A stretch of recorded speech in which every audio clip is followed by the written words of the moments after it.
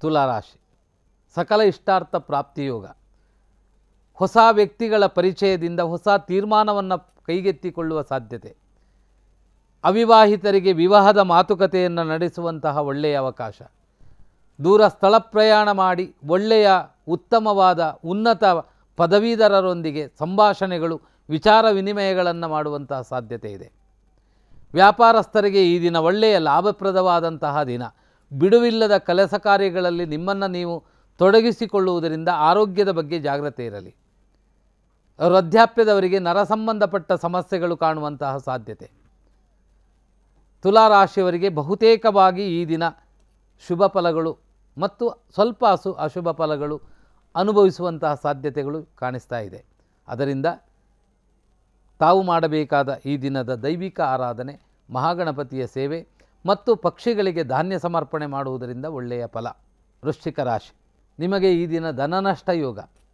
ನಿಮ್ಮ ಉದ್ವೇಗದಿಂದ ಕಾರ್ಯಹಾನಿ, ಆಪ್ತರೊಂದಿಗೆ ಭಿನ್ನಾಭಿಪ್ರಾಯ, ಮಾಡುವ ಕೆಲಸಗಳು ನಿಧಾನಗತಿ, ತನ್ನಿಂತಾನಾಗಿ ತಟಸ್ಥಗೊಳ್ಳುವ ಸಾಧ್ಯತೆ, ಸಾಲ ಭಯಗಳು ಅಧಿಕವಾಗುವಂತಹ ಸಾಧ್ಯತೆ, ರಾಜಕೀಯದವರಿಗೆ ತಮ್ಮ ನಿಲುವಿನಲ್ಲಿ ವ್ಯತ್ಯಾಸಗಳ ಅನುಭವಗಳು ಬರುವಂತಹ ಸಾಧ್ಯತೆ, ಪ್ರಯಾಣ ಮಾಡುವಂತಹ ಸಾಧ್ಯತೆಗಳಿರುತ್ತೆ.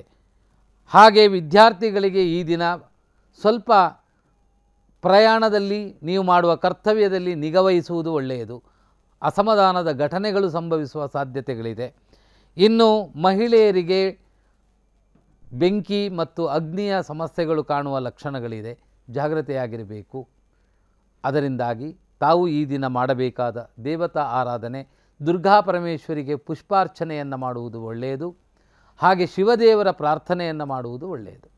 ಧನುರಾಶಿ ಈ ರಾಶಿಯವರಾದ ತಮಗೆ ಈ ದಿನ ಬಹಳಷ್ಟು ಶುಭ ಫಲಗಳನ್ನು ಪಡೆದುಕೊಳ್ಳುವ ಎಲ್ಲ ಯೋಗಗಳು ಕಾಣಿಸ್ತಾ ಇದೆ.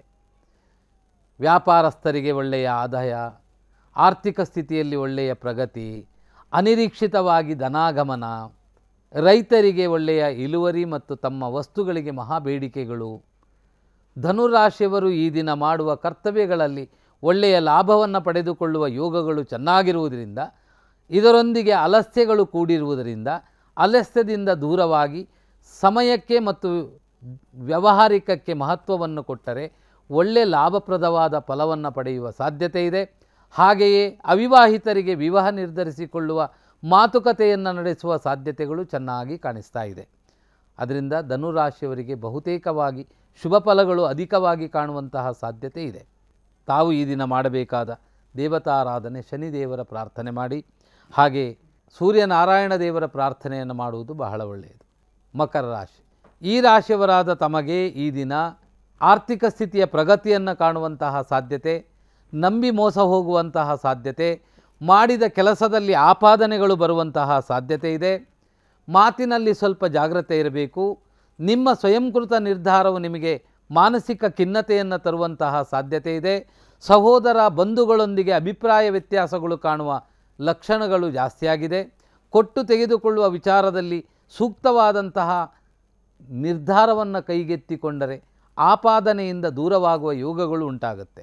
ಮಕರ ರಾಶಿಯವರಿಗೆ ಮಿಶ್ರ ಪ್ರದವಾದ ಫಲಗಳು ಉಂಟಾಗುತ್ತೆ. ವ್ಯಾಪಾರಸ್ಥರಿಗೆ ಈ ದಿನ ನಷ್ಟವೇನಿಲ್ಲ. ಹಾಗೆ ವೈದ್ಯ ವೃತ್ತಿಯವರಿಗೆ ಈ ದಿನ ನಿಮ್ಮ ಕಾರ್ಯಕ್ಷೇತ್ರದ ಒತ್ತಡಗಳಿಂದಾಗಿ ದೈಹಿಕ ಅಸಮಾಧಾನಗಳು ಕಾಣುವ ಲಕ್ಷಣವೂ ಇದೆ. ತಾವು ಮಾಡಬೇಕಾದ ಈ ದಿನದ ದೇವತಾ ಆರಾಧನೆ, ಶನಿದೇವರ ಪ್ರಾರ್ಥನೆಯನ್ನು, ಹಾಗೆ ಗೋವುಗಳಿಗೆ ಆಹಾರವನ್ನು ಸಮರ್ಪಣೆ ಮಾಡುವ ಪ್ರಯತ್ನವನ್ನು ತಾವು ಮಾಡಿದರೆ ಒಳ್ಳೆಯದು. ಕುಂಭರಾಶಿ ಈ ರಾಶಿಯವರಾದ ತಮಗೆ ಈ ದಿನ ಬಹಳ ಒಳ್ಳೆಯ ಅಭಿಷ್ಟ ಫಲಗಳನ್ನು ಪಡೆಯುವ ಅವಕಾಶಗಳಿದ್ದರೂ ನಿಮ್ಮ ಆಲಸ್ಯದಿಂದ ಧನಹಾನಿ ಯೋಗಾದಿಗಳು ಉಂಟಾಗುತ್ತೆ. ಪ್ರಯಾಣಗಳು ಮಾಡುವಂತಹ ಸಾಧ್ಯತೆಗಳಿದೆ. ಮಂಗಳ ಕೆಲಸಕ್ಕೆ ತಮ್ಮನ್ನು ತಾವು ತೊಡಗಿಸಿಕೊಂಡು ಕಾರ್ಯಕ್ಷೇತ್ರದಲ್ಲಿ ನಿಧಾನಗತಿಯನ್ನು ಕಾಣುವುದರಿಂದ ಖಿನ್ನತೆಯ ಮನಸ್ಥಿತಿಗಳು ಉಂಟಾಗುತ್ತೆ. ಆರೋಗ್ಯದ ಬಗ್ಗೆ ಸ್ವಲ್ಪ ವೃದ್ಧಾಪ್ಯದವರಿಗೆ ಜಾಗ್ರತೆ. ಹಾಗೆಯೇ ವಿದ್ಯಾರ್ಥಿಗಳಿಗೆ ಈ ದಿನ ಕಾರ್ಯಕ್ಷೇತ್ರದಲ್ಲಿ ಆಲಸ್ಯ, ಸ್ಥಳ ಬದಲಾಯಿಸುವ ಬಗ್ಗೆ ವಿಚಿತ್ರ ಚಿಂತನೆಗಳು ಬರುವ ಸಾಧ್ಯತೆ. ಕೌಟುಂಬಿಕ ನೆಲೆಯಲ್ಲಿ ಕಲಹಾದಿಗಳುಂಟಾಗುವಂತಹ ಸಾಧ್ಯತೆಗಳಿದೆ. ಆದಷ್ಟು ಸಮಾಧಾನ, ವಿಷಯವನ್ನು ತಿಳಿದು ಮಂಥನವನ್ನು ಮಾಡಿ ತಿಳಿದವರಿಂದ ಕೇಳಿ ಈ ದಿನವನ್ನು ನೀವು ನಿಭಾಯಿಸಿದರೆ ಒಳ್ಳೆಯ ಫಲ ಉಂಟಾಗುತ್ತೆ. ತಾವು ಮಾಡಬೇಕಾದ ಈ ದಿನದ ದೈವಿಕ ಆರಾಧನೆ, ಸುಬ್ರಹ್ಮಣ್ಯ ದೇವರ ಪ್ರಾರ್ಥನೆಯನ್ನು ಮಾಡಿ ಮಹಾಗಣಪತಿಯ ಸೇವೆಯನ್ನು ಮಾಡುವುದು ಬಹಳ ಒಳ್ಳೆಯದು. ಮೀನರಾಶಿ ಜಾಗ್ರತೆಯಾಗಿರಬೇಕು. ಅನಿರೀಕ್ಷಿತ ಪ್ರಯಾಣದಲ್ಲಿ ಅಸಮಾಧಾನ, ಅಗ್ನಿಯಲ್ಲಿ ಅಸಮಾಧಾನ, ಅಥವಾ ಇದ್ದಂತಹ ವಸ್ತು ಕಾಣೆಯಾಗುವಂತಹ ಸಾಧ್ಯತೆಗಳಿರುವುದು, ಅಥವಾ ಕಳೆದುಕೊಂಡು ಹೋಗುವಂಥ ಅವಕಾಶಗಳಿರುವುದು, ಕಾರಣವಿಲ್ಲದೆ ಸ್ನೇಹಿತರೊಂದಿಗೆ ತತ್ಕ್ಷಣವಾಗಿ ಸಂಭವಿಸುವ ಕಲಹಗಳು, ಸಮಾಧಾನವೇ ಪ್ರಧಾನ. ಸಂಸಾರದಲ್ಲಿ ಕಿರಿಕಿರಿಗಳುಂಟಾಗುವ ಸಾಧ್ಯತೆ, ಕೌಟುಂಬಿಕ ನೆಲೆಯಲ್ಲಿ ಅಸಮಾಧಾನ, ಭೂ ಸಂಬಂಧಪಟ್ಟ ವಿಚಾರದಲ್ಲಿ ಅಸಮಾಧಾನಗಳು, ವ್ಯಾಪಾರದಲ್ಲಿ ತಂದಂಥ ವಸ್ತು ಹಾಳಾಗಿ ನಷ್ಟ ಸಂಭವಿಸುವ ಸಾಧ್ಯತೆಗಳು.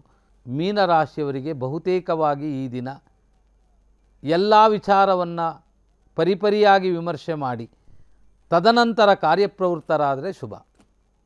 ತಾವು ಮಾಡಬೇಕಾದ ಈ ದಿನದ ದೈವಿಕ ಆರಾಧನೆ, ನಾಗದೇವರ ಪ್ರಾರ್ಥನೆಯೊಂದಿಗೆ ಮಕ್ಕಳಿಗೆ ಸಿಹಿ ಹಂಚುವ ಪ್ರಯತ್ನವನ್ನು ಮಾಡುವುದು ಬಹಳ ಒಳ್ಳೆಯದು.